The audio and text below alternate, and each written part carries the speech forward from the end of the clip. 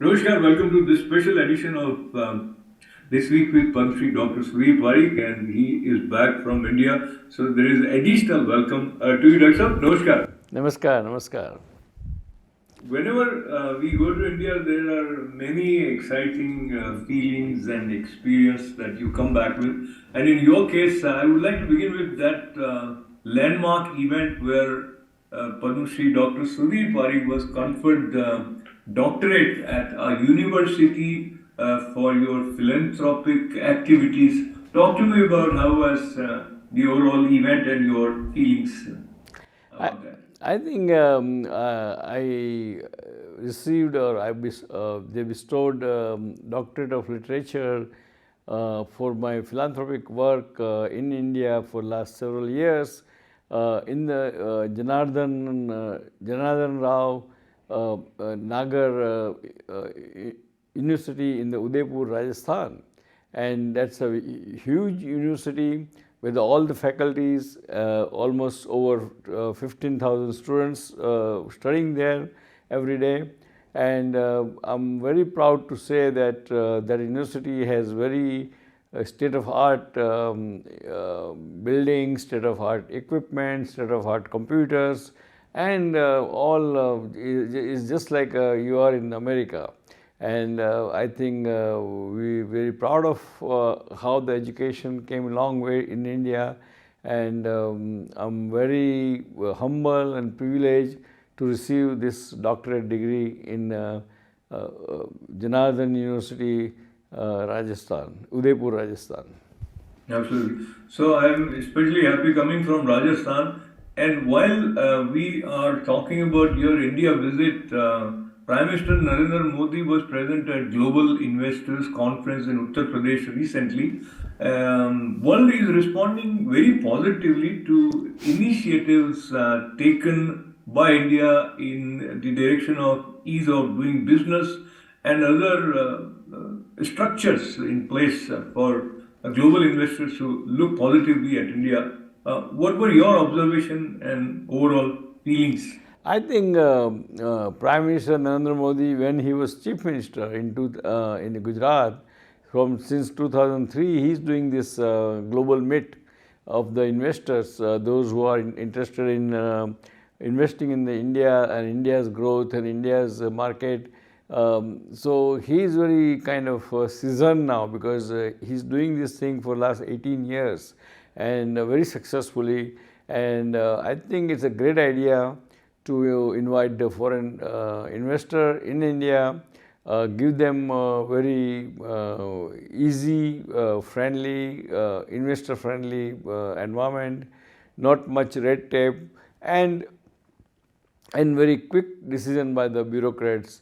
If you can, we can do that, and I'm sure that Prime Minister Narendra Modi will do that with the help of the Chief Minister Yogi Adityanath in Uttar Pradesh. So I think it's what I understand that there was a great response into this business meet. And as you know that I met as Chief Secretary here in the consulate a month ago about this meet, and our publication and our TV has covered it very nicely and very extensively.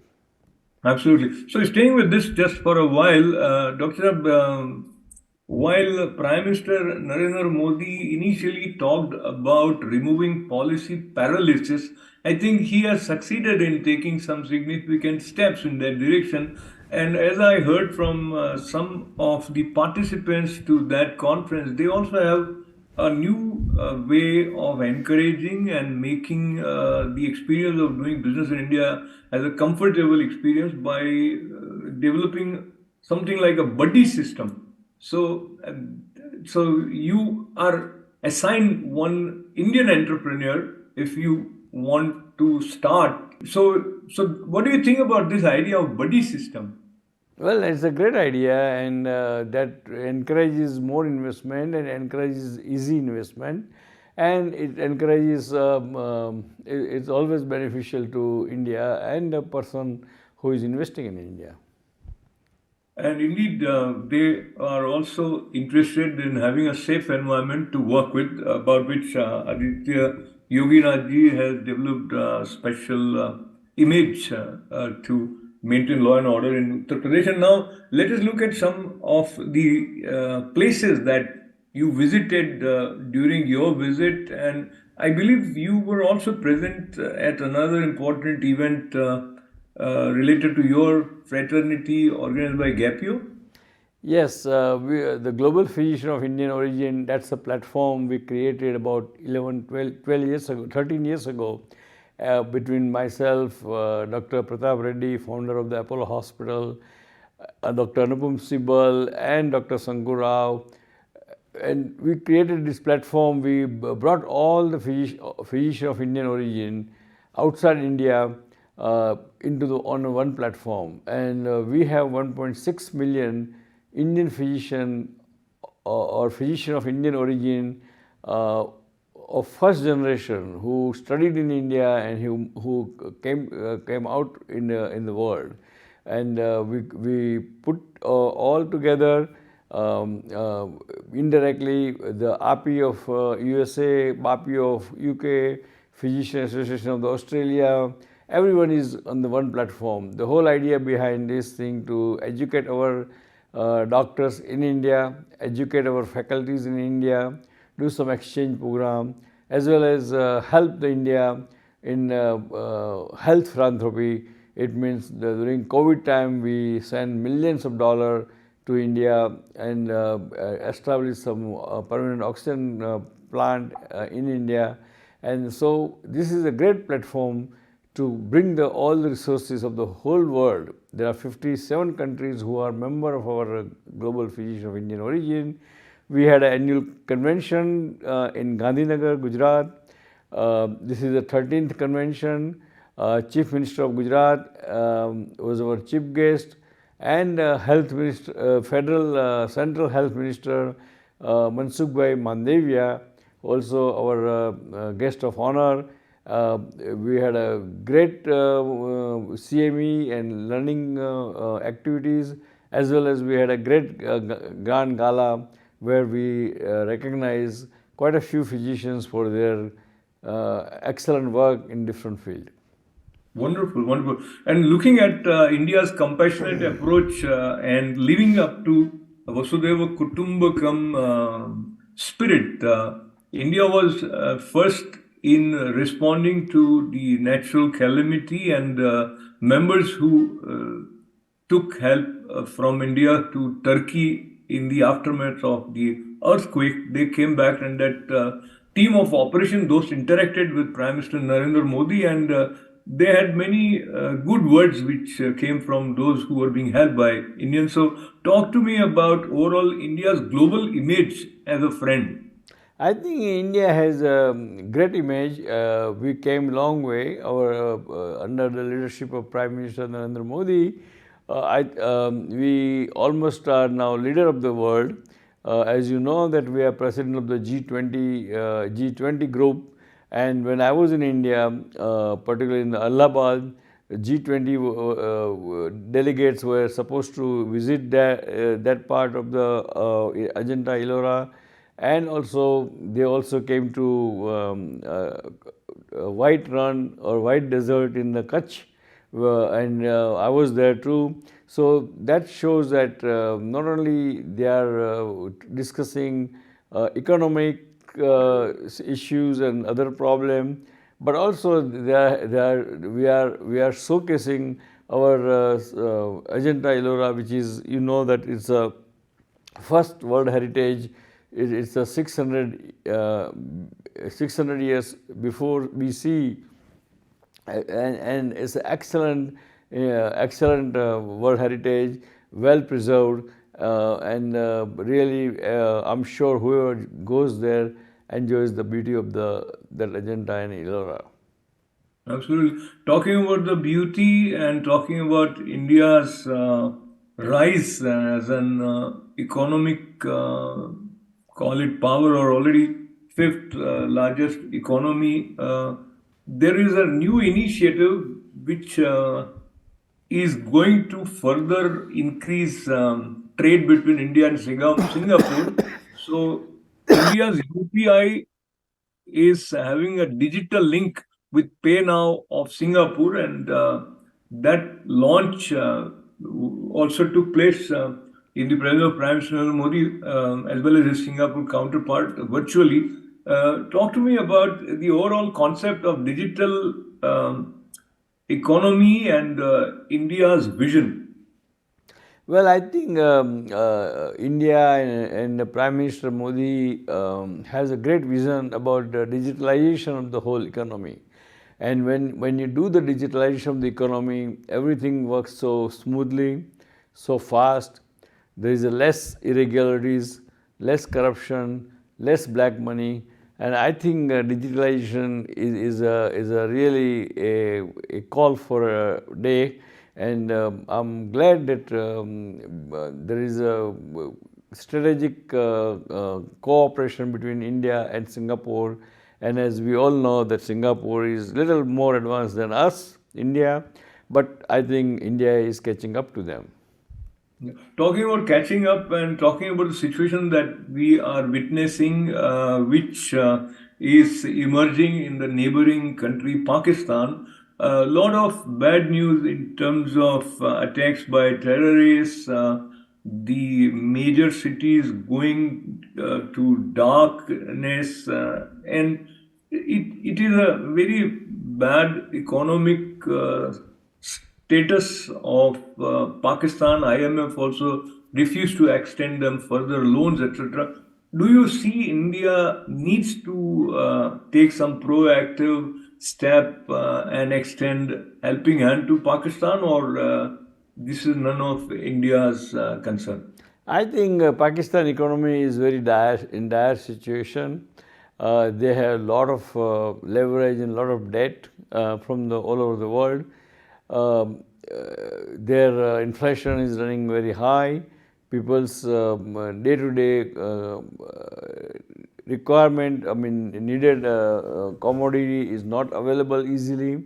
So the whole situation is Pakistan is very bad, is kind of more or less going towards what Sri Lanka had last year. So I think India, what I understand that our Indian government, Prime Minister Modi's government will help the Pakistan and should help the Pakistan, because any chaos or chaotic situation in neighboring country is not good for us, because that affects us very much both economically and socially. Therefore, I think India should help the Pakistan to stabilize whole thing, and then just like we helped Sri Lanka. So I think that's where it should be. So, of course, different minds thinking differently, and some people looking at it that even if the Pakistan is in a comfortable position, it is not a friend for India. So, some people have very extreme views that this is a time when Indians should just sit on the bank and sort of enjoy whatever is happening. So that is not a humanitarian approach. What you said is, but we will conclude by looking at the Ukraine-Russia situation and America's role and sudden visit in that part of the world by President Biden. Do you see some major development which is likely to bring more countries in that sort of entanglement? I think Ukraine-Russia war unfortunately is going to drag out for another year or two probably, because there is no diplomatic solution in near future at hand, and therefore Biden's surprise visit to Ukraine shows that Biden's commitment or USA commitment to defend Ukraine. And I'm sure all the NATO members will follow that and help the Ukraine, because what Russia has done, which is not acceptable, because you cannot, in civilized world, you cannot kind of aggressively invade the other sovereign country, because otherwise there is a jungle raj or there is a chaos. chaos. So I think USA has committed more help to the Ukraine, and by doing that, other NATO members like Germany and France and so forth are also committing a lot of more supply of the military hardware and software. So I appreciate that, and let's see how things unfold as we conclude your parting remarks for our viewers, Doctor. Well, dear friends, I had a very great and productive visit, last 3 weeks visit to the India. Um, I'm very lucky and privileged to get doctorate of literature for my philanthropic work of last 45 years by the Janardhan Rao Nagar University in Udaipur, Rajasthan. I'm really thankful to them for acknowledging me, and I promise them that in Western, our media group will propagate their message in the Western world. Also, I was being as a vice president of the Global Physician of Indian Origin. I participated in our 13th annual convention, where the Chief Minister of Gujarat, Bhupendra Bhai Patel, and Health Minister of central government, Mr. Mansukh Mandavia, both were there as our chief guest and guest of honor, and they all had a lot of praise for the Indian doctors, those who are outside India, and we are about 16 lakhs of us. And by putting this kind of platform together, we are helping the India in all the way, in all aspect, economically, socially, medically, as well as philanthropic wise. So it was a great visit to India last 3 weeks. I'm very happy about progress of the India, and I witnessed the meeting or G20 meeting delegations when I was in Aurangabad and Kutch. So I think India is really doing well. We all are proud of India. We must cultivate our second generation to help Mother India. So after saying that, I would like to say God bless America, God bless Indian American, God bless India, and we'll see you next week. Till then, goodbye.